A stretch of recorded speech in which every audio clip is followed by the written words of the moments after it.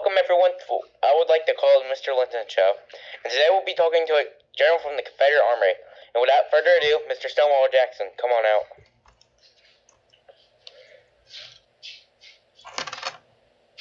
Hey. So, it says here that you were a Confederate troop. Actually, I was a general. Okay, that's cool. If you don't mind, I'd like to ask you some questions about the Civil War. Go for it.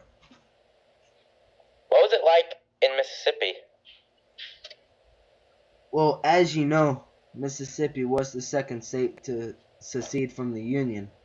Well, where Mississippi was, it was highly important to both the North and South, and dozens of battles were fought there. Well, what battles did the South win while you were fighting? Well, first off was Bull Run, then the Peninsular Campaign, the Battle of Antietam, then Shiloh.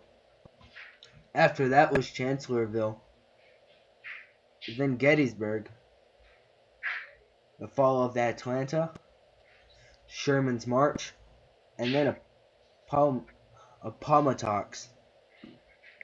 What was it like for you and your fellow troops? Well, at the time, you probably already knew this, but the North had pretty much everything. We had very few soldiers compared to the Union, which was about a fourth of the people they had. The weapons that we had were like very much downgraded compared to theirs. And honestly, I wish we had the medicine like you guys have it now, because if we got shot, we're either dead from the shot or killed from the infection when they amputate the wounds on. Why did you fight for the Confederacy? Well, Mississippi is my home. What was the turning point in the Civil War? Many consider the turning point of the American Civil War the Battle of Gettysburg and the fall of Vicksburg. If you could go back in the time before war, what would you do? Would you change anything? Heck yeah, we would win. I know you could have won easily at one part of war, when you were by Washington. Why didn't you? Well, everyone was tired, so we didn't march out. What do you think might have happened if the South won the war? Well, I could say without a doubt, everything would be different. And why is that? The present-day United States would have been divided into 5 or 6 countries, not just the United States and the Confederacy. If the South had won the American Civil War, Texas would have seceded from the Confederacy and would have become a sovereign republic for the second time in its history. California also would have become a separate country. The state of Utah would have become a church state governed by Mormons. A confederation of western states would have formed the 6th country, which would have included the present-day Dakotas, Montana, Wyoming, Nevada, Oregon, and Colorado.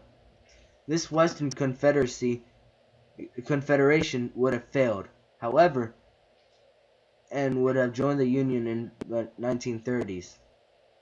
At the height of the Great Depression.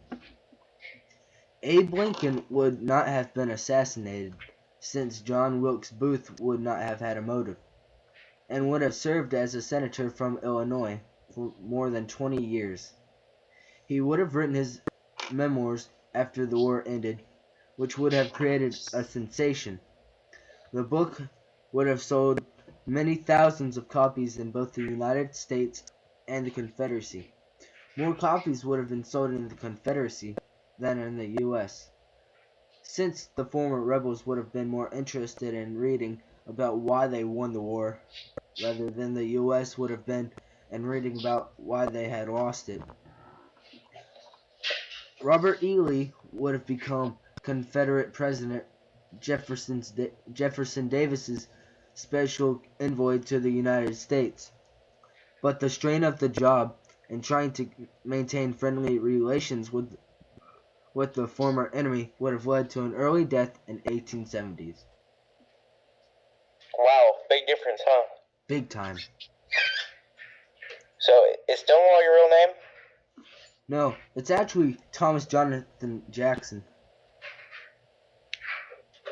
How did you get that nickname? My nickname was first applied to me at the Battle of Manassas on July 21st, 1861, by the Confederate General Bernard B. Inspired by my resolve in the face of the enemy, B called out to his men to inspire them. "Look, men, there is Jackson standing like a stone wall." Well, thank you for coming down tonight. No problem. Glad I could come.